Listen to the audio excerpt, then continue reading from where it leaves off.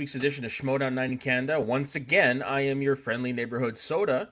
And once again, coming out of his cage is our one and only engineer, Dave. How you doing, Dave? A lot worse now that the implication is that I don't, in fact, live in a cave, but in a cage. What is the Lou left to do stuff? We'll talk about that later. And you're putting me in a cage now, Soda? A cage? Allergies affect my language, so G was supposed to be a V, I guess. I don't know. Yeah, so These things happen. yeah, it does. That's the time of year. I've been helping my grandparents build an addition, and I have an allergy to dust, so it's not been a fun time for me. So, anyways, so we actually have a great series of matches this week. First up, we are going to be talking about the Star Wars match. A heartbreaker if there ever was one. Yeah, Laura Kelly versus Andreas Ace Cabrera. The odds, like the underdog to favorite ratio in this was pretty, extreme, as famed writer for the Schmoedown Tim Sim had said in his article. And man, you know what? Andreas, he played good. He had to get a perfect game to beat Kelly. And it all came down to one question. It did really, and it was not only that, but a number. The numbers in movies and in these questions oftentimes are the Achilles heel. Yeah. And it really just shows Laura Kelly and Ace. One of them is a big Weird Al fan, and one is not. Because that's how I always remember. You thought the same thing, right? Yeah, same here. That's how I knew that answer. Yeah. He's just 9 and she's 14. I'll never will forget how old Padme and Anakin were because of that song. Clearly, and Kelly's got to listen to some more Weird Al. Well, it's not just that. Like, I don't know if you caught the post-match interview with her, but she said she originally had written 9 on the board, but she second-guessed herself. And she said she shouldn't have done that because most times she's right on her instincts are right, and that's what sunk her. Is usually what sinks everybody is the second guessing. But let's not lose the point here. Ace Cabrera, the little engine that could, right? Like he just improved it from the Coveto match to now. The level of gameplay that he's performing at is astonishing. Yeah, I'm going to compare it again. I'm going to pull up the hockey terms. He is the 2019 St. Louis Blues. Going into January, they were last in the league. They won the Stanley Cup that same year. Only team to ever do that. Yeah, and Ace really does fit that because he is a guy who, even despite his two fantastic performances, when the match started, I said out loud, this isn't even going to be close. This Laura's going to crush her. And then it just slowly, you see the confidence in Ace and the amount of the strength behind him. Yeah. And it's just impressive. Yeah, you know what? With the series of challenges that happened, which we will get to in a moment, I thought maybe the second one would have thrown him off just because of the way everything kind of fell and went down. But you know what? No, he just kept his demeanor, calm, cool, collected, and looked forward. He was, as his moniker says, he was a squad leader on this one. He really was. And what I found interesting about this match specifically was the quickness at which Ace was responding to questions. And I don't mean that as soon as the question was done being read, he had the answer. But within like 2 seconds, he had the answer, which I think, and pontificated about on many different podcasts, but it's going to take something like that to take down Damon. Yeah, no, he's going to need... I don't know how you do better than a perfect game. I really don't. And somehow he's going to have to do it. Now, with this loss, though, we see corruption not getting those very valuable points they need, and Swag inching closer and closer to the exchange. What do you think about where the factions are standing right now? With all the talent and corruption, it's really heartbreaking to see them where they are. Tied for what's seventh with 8 points or Yeah. something like that. Yeah, Mm-hmm. it sucks because you've got, and just again, it all boils down to just how the season, what happened this season. Mike Kalinowski just played his first game, which we will get to in a moment. Chance Ellison has played. This was his first game too, was it not? Yes, it was both of their first Yeah. excluding teams. Yeah, okay, exactly. Okay, fair enough. Their first two singles. They've been mostly relying on Laura. The rookies, unfortunately, haven't really been panning out. Like it's been a crap year for them, and it sucks because they're a good team. They really are, and I want to talk a second about Laura Kelly here before we get into the challenges and stuff. Before I see a very apt Dan Murrell comparison here with Kelly, where such incredibly high accuracy.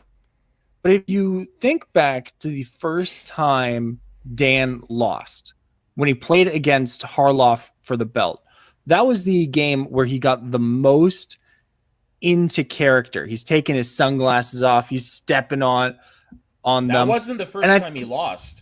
Not the first time, but sorry, the first major Yeah, okay, right. First time he lost the belt. Sorry. No, he lost it to Roca. Oh, he did. Oh, I'm sorry. I'm conflating the two. But it was the Roca match where he takes his glasses off. He does them both. He's coming out with the New World Order shirt, and he's really playing into that character. Thank you, Soda, for keeping me in line here, man. Yeah. Good. What happened? But he starts getting really into the character, and he talked about it afterwards. Like that's the thing that really tripped him up.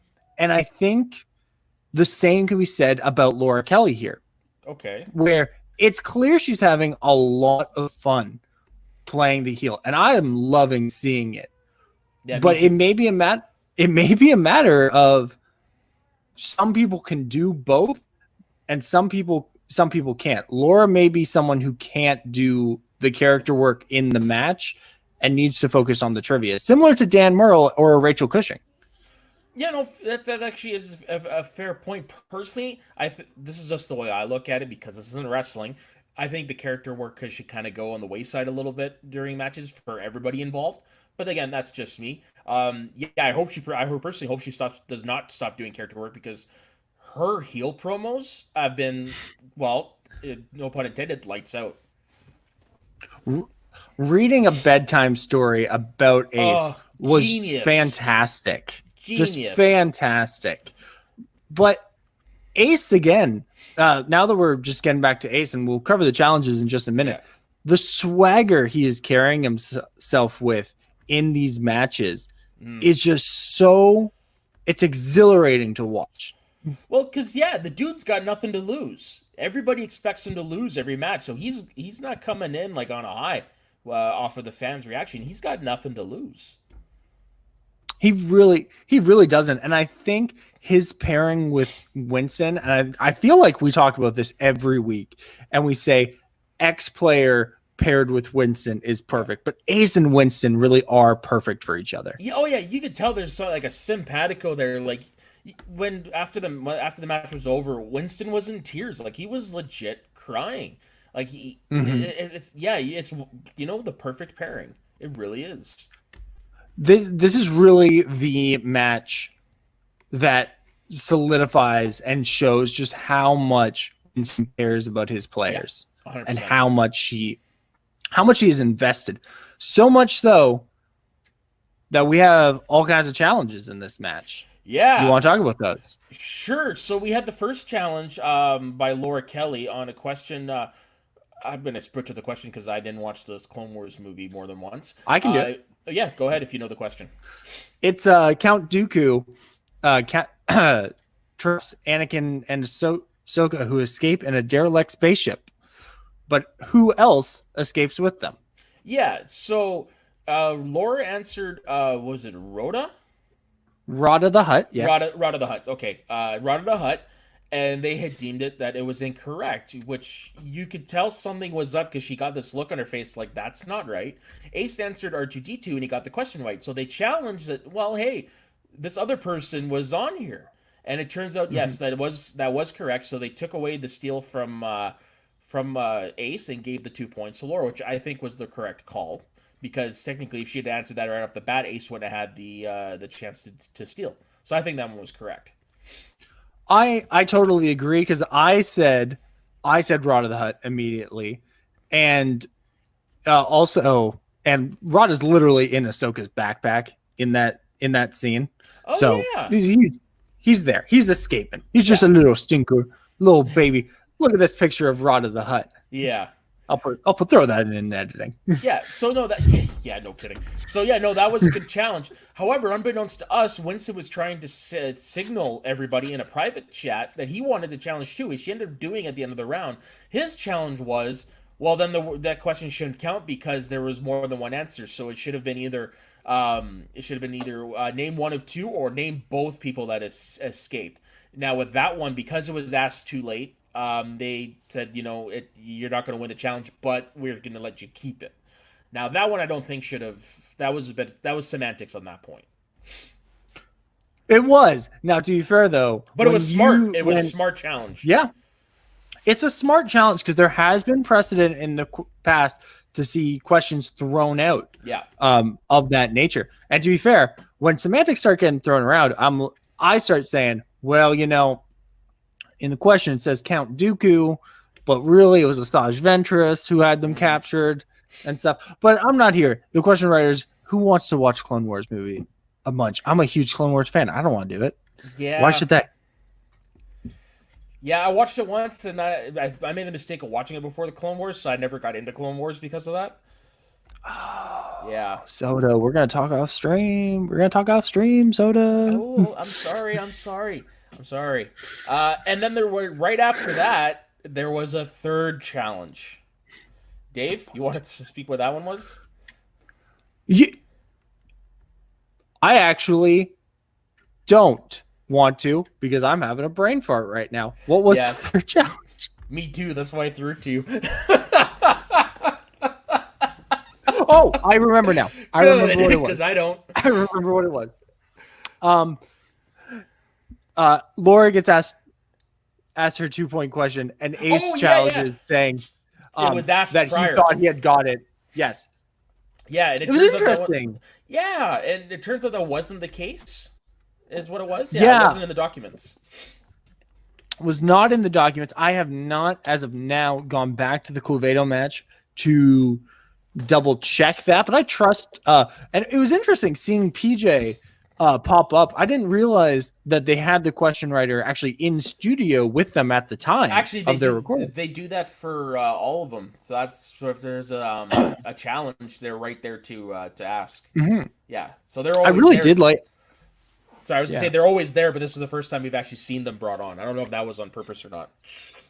I don't think so, given the haste at which he was taken out of the stream. But it's interesting, and I think you see now that I assume Ace is having a lot of like sparring matches with like Chandru and whatnot. So it probably was asked in one of those. No, I'm not gonna lie. Like I made a mistake earlier when I said that I think the second challenge was the one that I would have thrown Ace off. Actually, it was this one. I think I'm surprised didn't throw him off. Yeah, especially when this is a challenge issued by you, not by your manager. Mm-hmm. I think that's something that can be that can rock you a little bit more just because it's a little bit more personal, Yeah. No, and good on him. He kept paving the way, and it came down to the last question. Perfect game, 31-29. Like, and like Christian said in the after thing, like Laura has had a almost perfect game too. Just missed one freaking question. That's all it came down to was one question.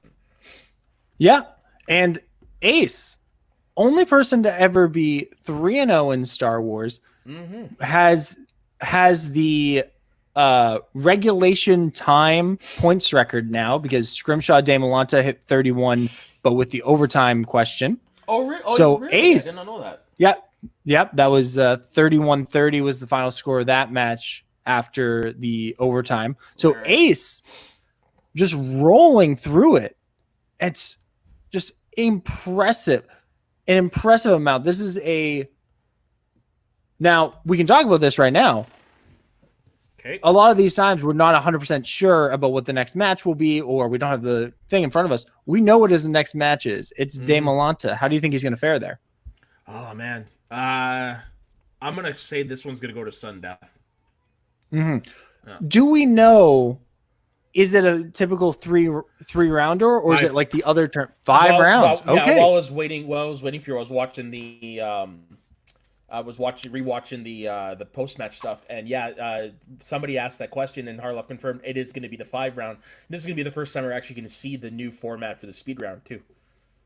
That'll be interesting because I've always been curious about how to do that over StreamYard. Well, okay, so do you know how they're going to do it or no? I don't.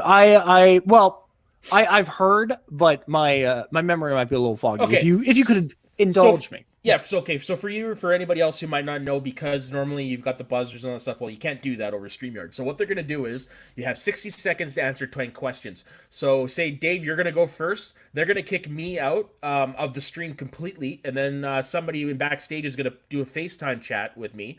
And so that way I don't know what's going on or whatever. You've got 60 seconds to ask your 10 questions. And it's going to work like the other speed round where if you answered right, you gain a point.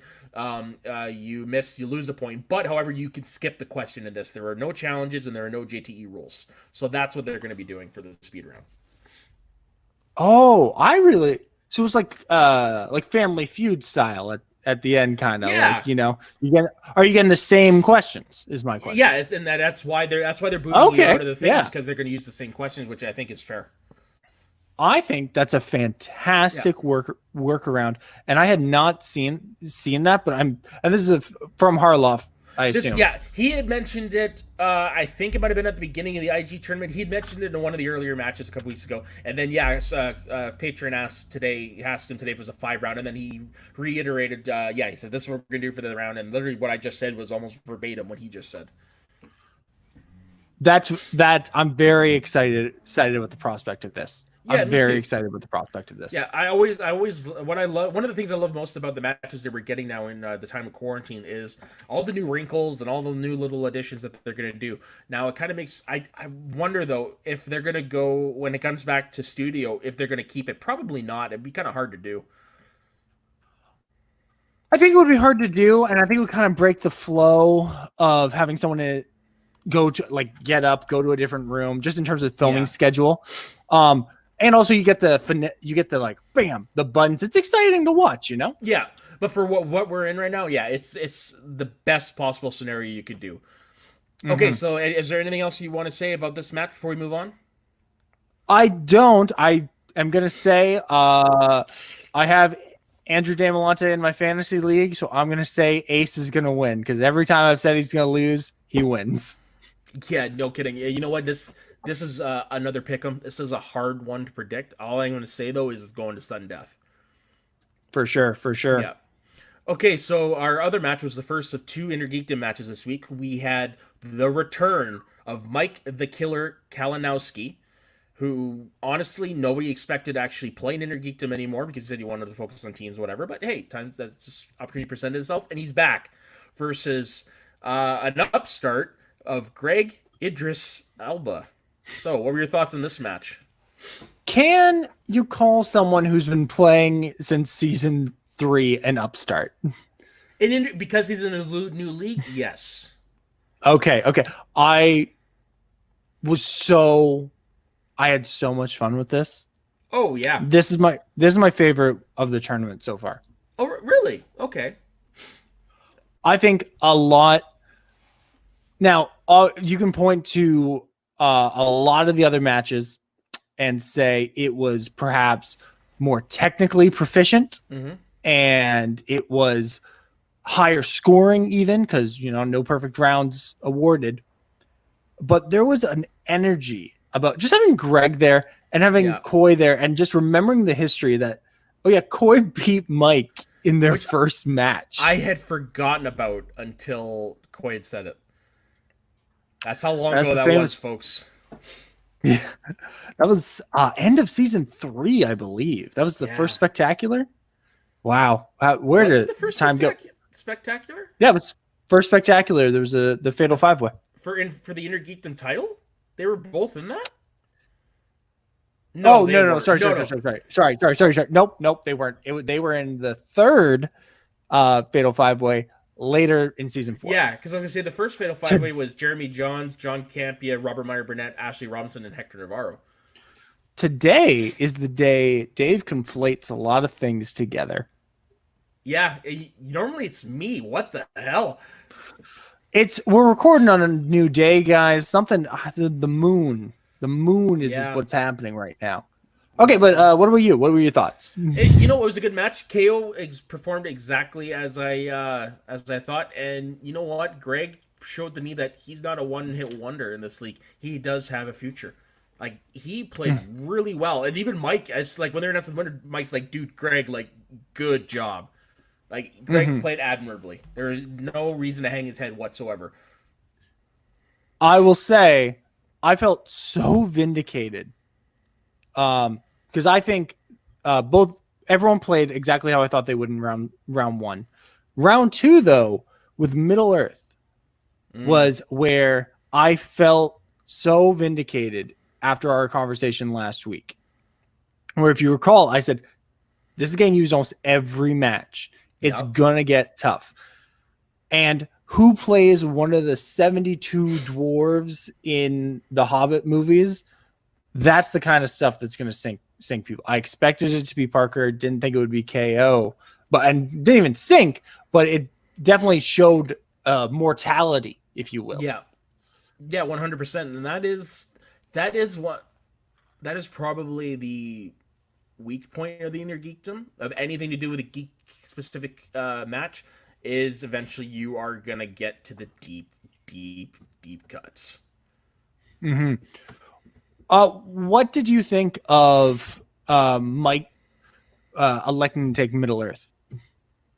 You know what? Not surprised because he has an opportunity to prove everybody wrong, which he doesn't really need to, but you know, it just goes to show that there really isn't much. He doesn't really have that many gaps.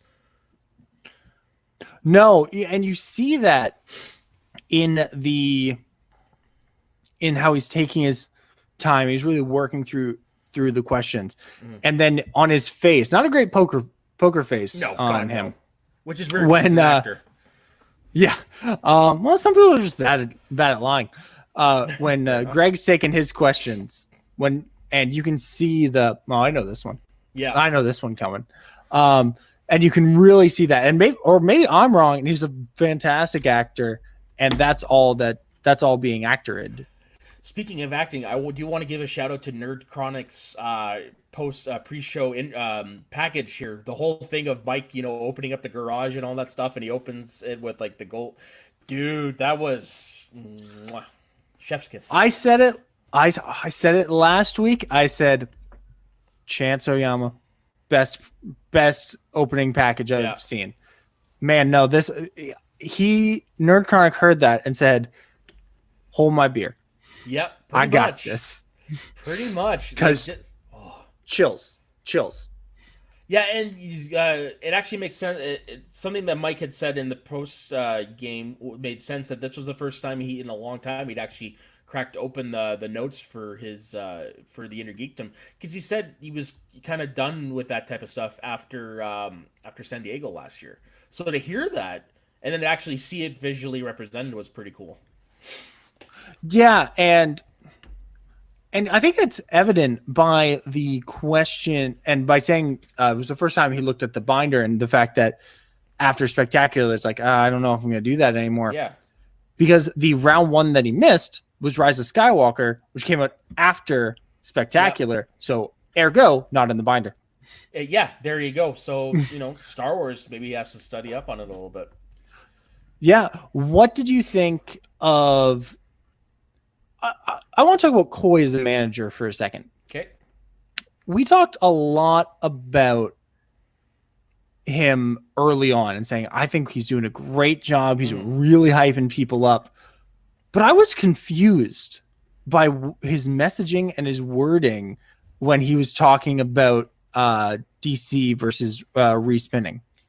Oh, okay, yeah. I think he was similar to what we were saying about Middle Earth, like the DCEU, because there's only 8 movies. You're gonna get to that point where you're gonna get deep, deep, deep into the questions. So basically, that's what he was trying to get across. It's just sometimes I think Koi speaks faster than he thinks. As if for those who Mm-hmm. see movie fights, we know how fast he can fucking talk. So, but that's what the point he was trying to get across was with this so many compared to the MCU where you have 20 plus movies to choose from. It's gonna be a little bit before you get to the deep cuts on that one. That's true. That's true. And I think that he confused me. I just really I was if I was his competitor, I would have said, you need to slow down, man. Mhm. I don't I do you want me to take it or do you not want me to take it?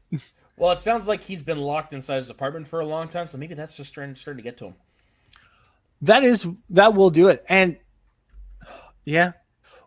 So what did you think, by the way? It goes Yeah, all the way to the 5. that's the impressive part. It's not often that you see Mike Kalinowski go to to have to answer his 5 pointer. Like, can you honestly remember that happening before in Intergeekdom? Probably Uh, probably against Cushing, I would assume. when he no, he won on his 3-pointer when he won the belt. He missed his 5-pointer when he lost the belt. Okay. He missed his 5-pointer against Mara. And that's as far back as I can remember. Okay. And he won it on his 3-pointer against Smets. And then he didn't even get there at Spectacular. Okay, so there goes there comes crashing back to reality where I forget shit. So good to know. Well, but that to it be has happened fair, before. those are all top level Yeah. competitors. And 2 weeks ago, are we saying that about Greg Alba? No, that's why I said like this was the match that showed he's a contender. If you can do that to Mike Kalinowski, God, Mm-hmm. imagine what he could do in the league. Yeah, I think he was so. Greg is an enigma to me now. I made that whole prediction a couple weeks back about how Real Rejects final 2, baby. It's gonna happen. And I started seeing it for real happening. Mm-hmm. Yeah, and I'm watching the match. I'm like, that son of a bitch knows something we don't. Yeah. So can we talk about the final 5-pointer? Because I think that's hilarious. As someone who is so entrenched in the Batman v Superman as it was coming out and everything, I distinctly remember the trailer with with Zack Snyder sitting back, like, we wanted to infuse a little bit of realism into this world, so obviously we were so excited to do that with Turkish Airlines. Yeah, and for me, it was there was Ben Affleck actually did a commercial for Turkish Air as Bruce Wayne, so that's what I thought about when I heard that question. I think that's just I'm glad that moment in pop culture has been able to be realized and is back and found its way. What's funny enough is I was looking through the comments after that match, and there were people actually saying they should have challenged that. Yeah, it's Turkish Air versus Turkish Airline. Yeah, I think is where Turkish they were Air. going up. But yeah, I don't think they actually specifically said Turkish Airlines or anything like that in the movie, right?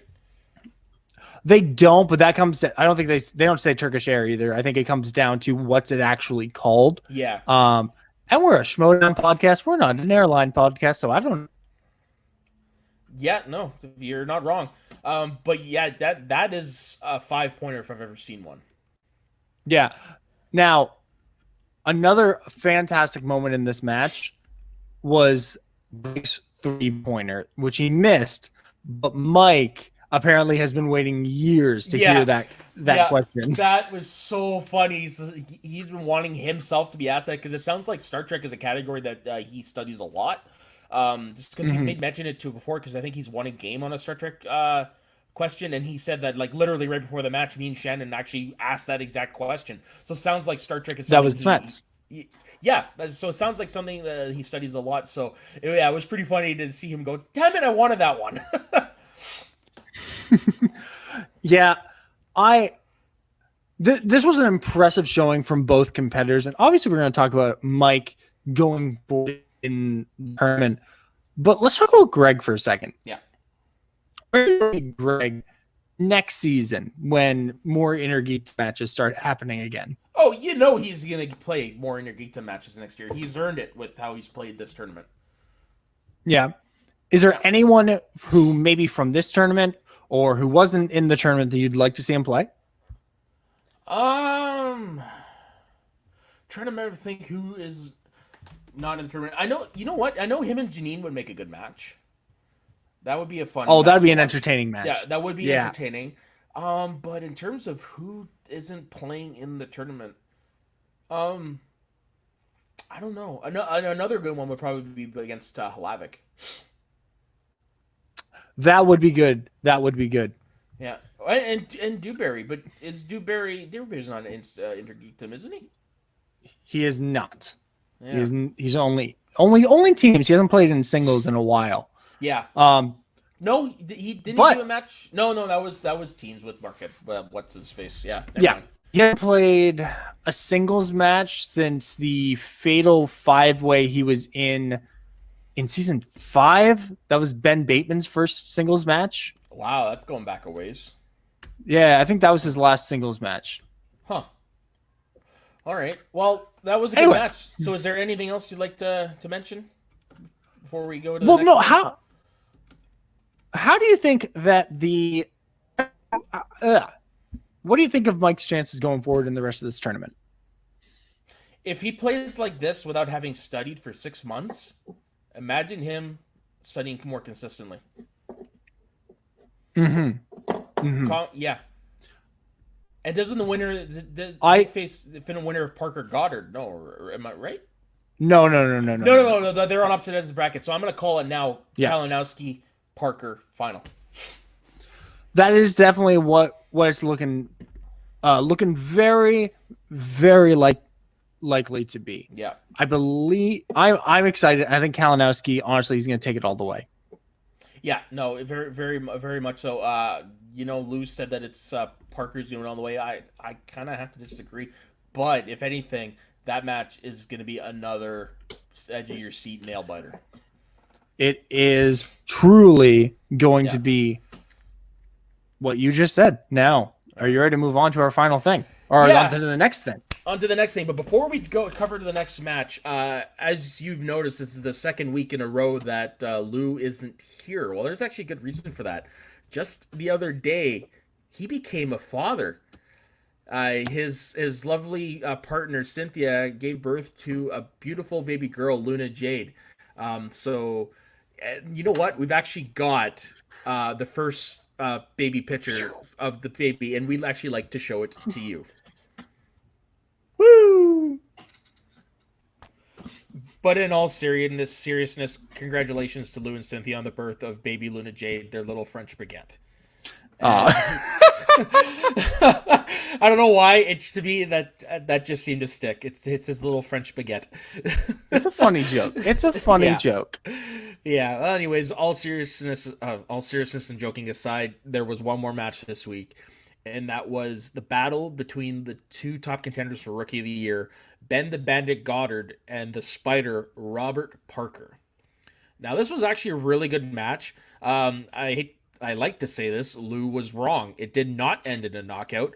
Robert Parker actually had to answer his third round questions because Ben really didn't give him much opportunity to steal, which, as much as Lou is saying that, Parker's going to do all this based on the fan leagues, you got to understand, this isn't the fan leagues.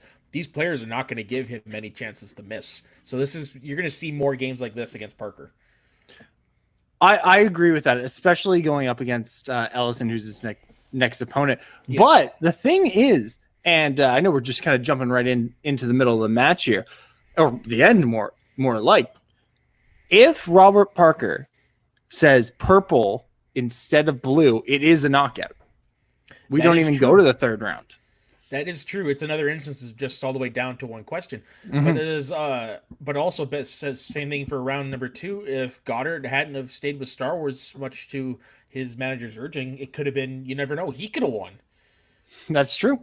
That's Yep. who there's a whole universe full of what ifs and who's it, what's it that we're just simple Canadian folk. We don't have the power to see all. But what did you think going into this match as things got underway, or before things got underway? Yeah, well, I thought it was going to be kind of like how it ended. It was going to be close. Um, but then you could tell that something was a little off with Goddard, and I found out after the fact that the poor man was running that entire match was done off of the Wi-Fi hotspot on his phone. I feel so bad for him. That might have helped to why he was a little like, on off a little bit at the beginning, why he snapped at Ellis and stuff like that. I think all that might have attributed to it. I again can't speak for that. Yeah, I just feel so bad. And I was under the impression it was Kate who was having the internet problems when Harloff's coming in calling her Kate Hotspot Mulligan and whatnot. But man, hearing that, the frustrations really make a lot more sense going into these things. And you can tell because I don't think in a studio match, I don't think that we get that snap at Ellis. I really do think the internet plays a factor, and it really puts a lot of people on edge. Yeah, 100%. Now, granted, also I didn't know Ben was colorblind, which was interesting to hear when he stole that question from Parker. No, that is an interesting thing. And also, this is not an original take of mine. I saw this a comment on the Facebook page. If you look back to the Lord of the Rings exhibition match, the only question Parker missed in there was another colors question. So is Really? Parker also colorblind? These are just things we got to consider. Maybe, or is this something he just never pays attention to? Because who pays attention to colors? Well, I'm a big fan of the red and white. Minnesota, love the jersey. Oh, thank you very much. I got very fond memories of this jersey. 2010 Olympics, it was the best. So, as round one progresses, Parker really puts up another perfect game, all 11 points. Ben only misses that one question in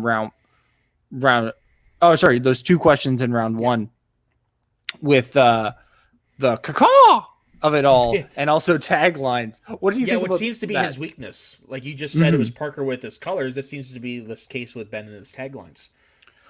Taglines really is, especially and I say this as someone who loves pretty much all of those geek movies. Yeah. Taglines for those are often really bad and generic because like I was rattling my brain when their powers make them different. Destiny will make them heroes or whatever it was. I was thinking like Fantastic Four, but that didn't come out in 2011 or like he was Guardians, and it was like I don't know. Mm-hmm. I eventually settled on First Class just because I was like, I think that's the only Marvel movie that came out that year. Thinking back, obviously, no, there's so many Marvel movies came out that year. Yeah, but that's anyway, what I didn't even think of. Taglines really is tough, and that's round 1 or round 5. Round 3. I don't think it matters. Taglines are always going to be something that you can study, but there's going to be one that slips in there, and you just can't pull it. Yeah, 100%. Like, yeah, the most of the time you could kind of figure out what they are, but yeah, you're right. Geek taglines and fair amount of regular taglines are pretty hard. Like, here, I'm going to give you one just for the fun of it. The tagline is, "Nothing on earth could come between them." Nothing on earth could come between them. Okay, and I'm going to give you a year, 1997. All right, I was 2 years old. And there's a movie I probably didn't see in theaters. Definitely didn't see in theaters. Don't bring your 2-year-olds to theaters. I didn't see this one in theaters first run either. I saw it in 2012. Can keep them apart. Yeah. You want me to give you another hint? One more hint, Soda. It was at one point the highest grossing movie of all time. That's the tagline for Titanic? That is I'm serious. I'm looking at the movie poster right now, and that is the tagline for Titanic. That's a terrible tagline for Titanic. Right? I'm going to give you a better tagline right now. Here comes an iceberg. Oh, crap. Everyone dies. Yeah. They have 2 hours to live out the rest of their lives. Wow. So you should do something with that, man. That's great. That's a great tagline. All right. If ever I invent time travel, I'm not going to use it to like solve all world issues. I'm just going to bring you to James Cameron's office and I'm going to have you pitch that idea. Actually, funnily enough, I got that idea from James Cameron because Titanic is one of my all-time favorite movies, so I've watched all the bonus features. And he actually, when he said that when he was writing the script, that was the thing he focused the most on. If you have 2 hours to live, what would you do with your time? Yeah. All right. And if I had 2 hours to live, I'd get back to talking about the match. So round 2, we see Parker spin away from Star Wars, but then Ben keeps it. Yeah. Much to the a little bit because of the prodding and the maybe this is something he can't steal on. What do you think of the decision to stick with Star Wars? I would have, it was a bad call. Because it had been mentioned when Parker spun away from it, it's gotten to the point where it's too deep. So it was a mistake on Goddard's part it was a mistake on Kate's part for suggesting to stay there. And also she was proven incorrect because Parker did pick up a steal in round 2. Very quickly, not letting Mark repeat the question, but he's fan leaguing it right now. It was to the point where it happened so fast, I thought Ben had answered correctly. I missed that Parker had stolen it. Yeah. I cannot get behind Star Wars ever unless Alex Damon is playing. I cannot get behind anyone picking Star Wars in IG, especially not in the midst of a Star Wars tournament. Yeah, I'm personally of the mind that I think should be retired from the real wheel round. Keep it in the final round and in the first round, but as a wheel slice, I think it's time to retire it just because of how deep and dense we're starting to get. I disagree with that take, but I respect where it's coming from. And I understand what you're saying because we started to see in this Star Wars category, there were 2 Rogue One questions. Yeah. Now, I'm just saying, maybe we throw a couple more Clone Wars questions in there. I'm just saying, where's the Clone Wars movie questions in that round? You get me 2 Rogue Ones, not 1 Clone Wars? Nope, fair enough. There definitely still are like places you could mine it, but we're getting close to the time where we're gonna start. What color were Luke's shoes or something like that? Brown, obviously, lived on Tatooine. Yeah. So as we discussed a little bit more, Ben almost, because he is able to steal that 2 points from Parker, is able to keep himself out of knockout territory. Did you think he was going to be able to sweep his round 3 and avoid the TKO? Honestly, no. But I'm happy he did, mostly just because it proved Lou wrong. But it was nice to see that Parker was human. That was the big take from this. Parker is human. He's good, but he's not 100% flawless.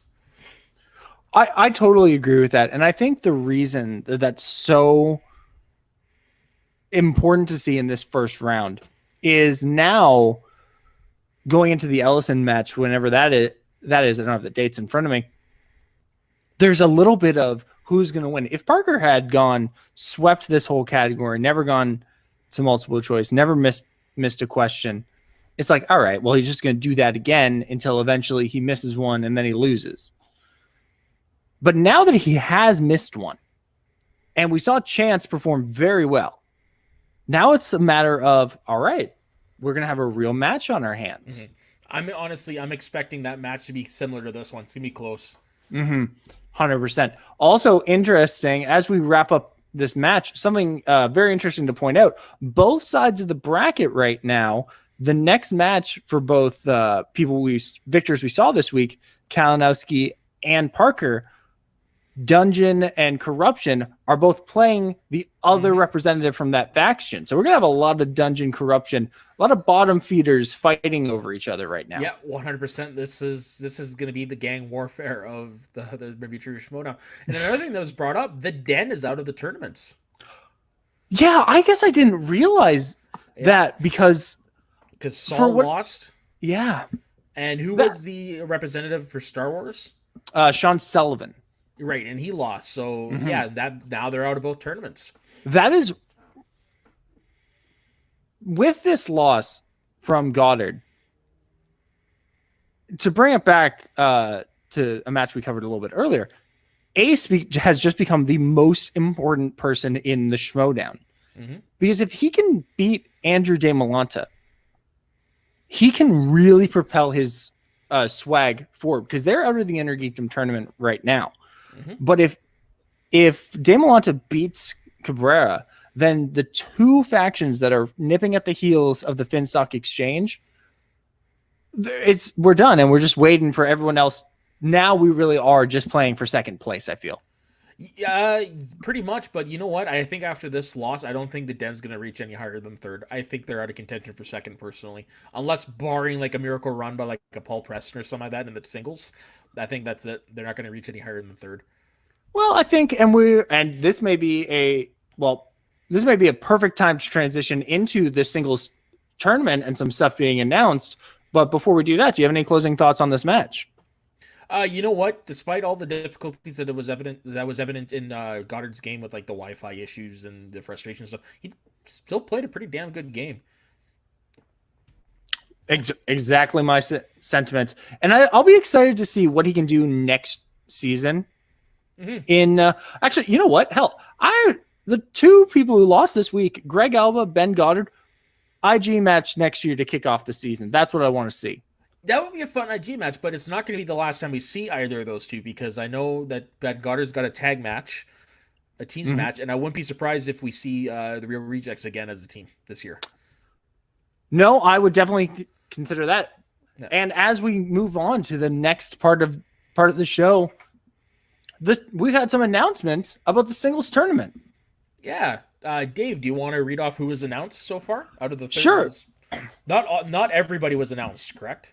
Not everyone has been announced. A couple people from different factions have been announced, but not every faction has put any people forward yet, and not everyone has put the same amount of people forward yet. So here are just some. I'm going to read off some of them. Stop me when you hear someone whose interest, who piques your interest. You're going to start off with Bonnie Somerville of the Burning Droogs. Surprising.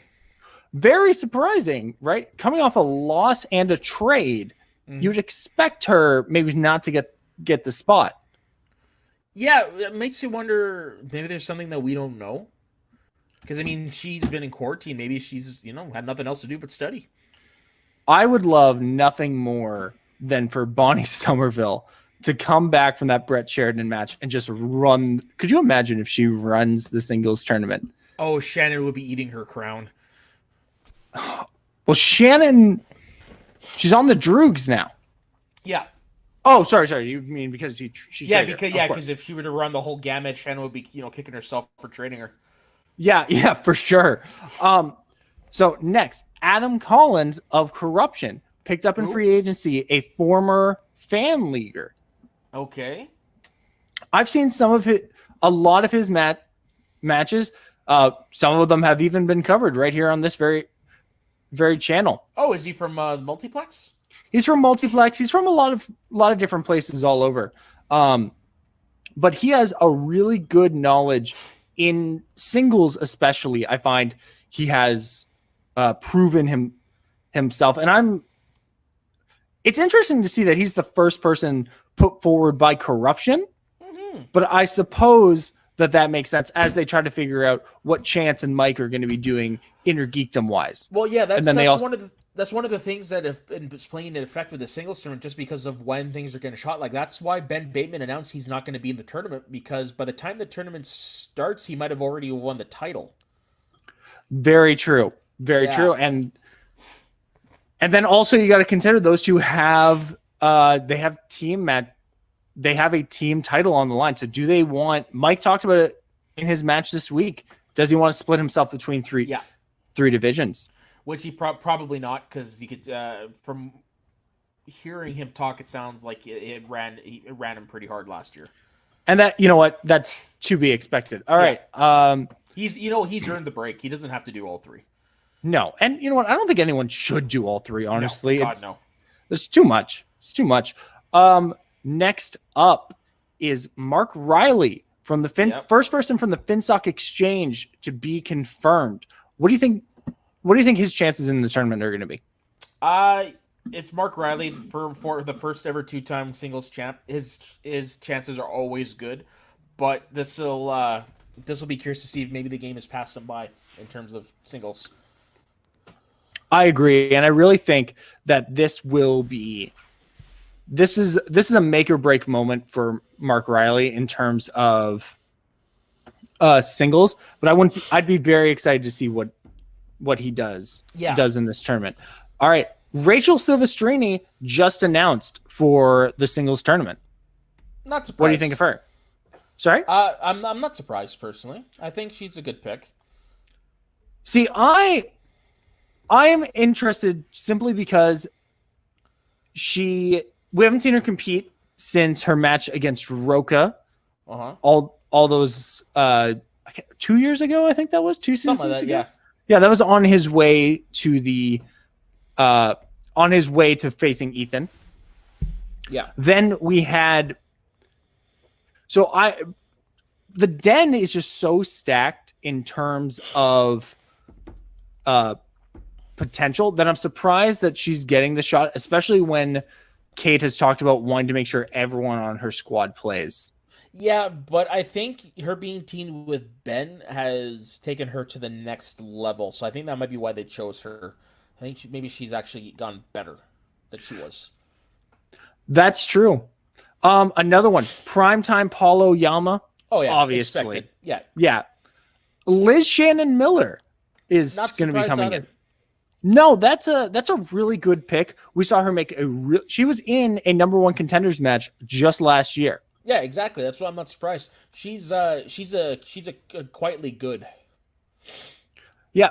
And then the last two competitors we know are confirmed are of the Quirky Mercs, and it's William the Beast Bibiani. Haven't seen him play since New York. And Scary Perry Nemiroff. What do you think of them? Bibbs, Perry surprises me because if you actually go back and you watch the Jurassic Park exhibition from earlier in the year, she said as long as this is a Jurassic Park match or another one of those specialty matches, she'll always play. Other than that, no. And then she gets drafted, and now she's in the singles tournament. So maybe her passion got ignited again or something, but I'm surprised at that. Yeah, me too. And I really think it may just be that teaming with Koi and coming into that group. We hear a lot about how the Quirky Mercs are really this tight-knit group. I'm excited to see who else gets announced for this tournament. Yeah, me too. Excited to see some unknowns, what have you. Like, I wouldn't be surprised if some of the bigger stars might sit this one out. This is the tournament to showcase the rookies. I really feel like that as well. Interesting, the Barbarian has not been confirmed for the singles tournament yet, but we got to assume that's also because of inner geekdom conflicts. And maybe something in his personal life, because as we know, unfortunately, his wife passed away early in the year. There's a lot of things. There's a lot of things going on. Yeah. That's all I got for the show soda. Do you have anything else? No, I don't have anything else myself. So we have come to the end. So Dave, where can everyone find you? You can find me on Twitter at Leaves Me Alone, on Instagram at Baby James Lees, and we said it already, but we're going to say it again. Subscribe to Schmoes in the North on YouTube and join our Facebook group. I don't know what the words are. Yeah, whatever. We're Canadian. We jumble words up. You can find me Instagram, Twitter at soda_the_saxman. You can find me running the Media Sweaties Twitter handle. And like I hinted at last week, there is something coming down the pike with that, so that hopefully should turn out very well. You can also find me up on my grandparents' roof doing construction and up to my eyeballs in sawdust right now. Okay, and on that note, bid y'all you adieu, and we'll see you next week. Wear safety glasses. And a mask. Wear a mask.